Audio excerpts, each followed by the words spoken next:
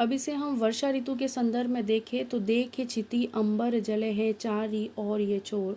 मतलब यहाँ पर सेनापति कवि वर्षा ऋतु के पक्ष में कहना चाहते हैं कि धरती और आकाश, आकाश में सब और जो है वो जल ही जल है, और तीन तरबर सब ही को रूप हरियो है।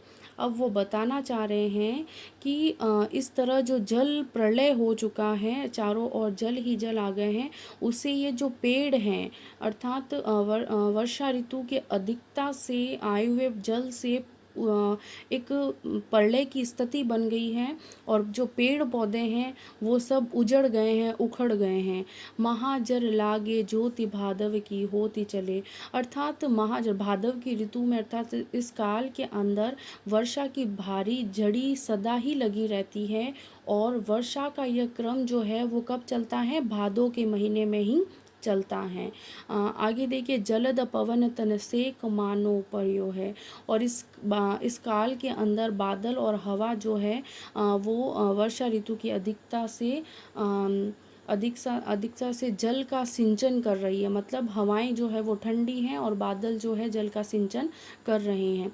दारुण तरणी तरे नदी सुख पावे सब, अर्थात अब यहाँ पर कवि कह रहे हैं कि भादों के अंदर जो ये सूर्य है, तरणी अभी मैंने आपको जैसा कि पहले बताया कि ये जो सूर्य है वो भादों के महीने में ही उसके अच्छे दर्शन होते हैं, अर्थात तेज धूप होती है।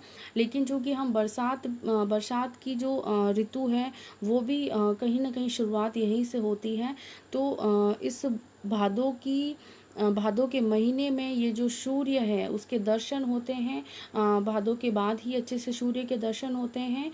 और बरसात के अंदर जो तरणी कहते हैं यहाँ पर नाव, यहाँ वर्षा ऋतु के पक्ष में यदि हम बात करें तो तरणी यहाँ पर नाव के अर्थ में होगा। और दारुण तरणी अर्थात दारुण नाव जो है, नौका जो है, तरे नदी अर्थात नदी में तर रही है, सुख पावे सब, और उस स्थिति में सुख पाती है। लेकिन अभी उस प्रचंड प्रलय की स्थिति के कारण यहाँ पर इसका बहना भी दारुण, इसीलिए यहाँ पर दारुण शब्द आया है तरनी के लिए।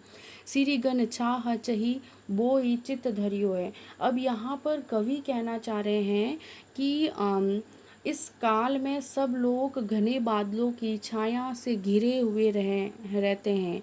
देखो चतुराई सेनापति कविताई की जो, अर्थात अब यहाँ पर कवि सेनापति कहते हैं कि मेरी कविता की चतुराई देखिए, जैसे ग्रीष्म विषम वर्षा की समग्री, अर्थात ग्रीष्म और वर्षा ऋतु एकदम विषम होती है, उनको भी मैंने अपनी कविता की चतुराई से एक समान कर दिया है।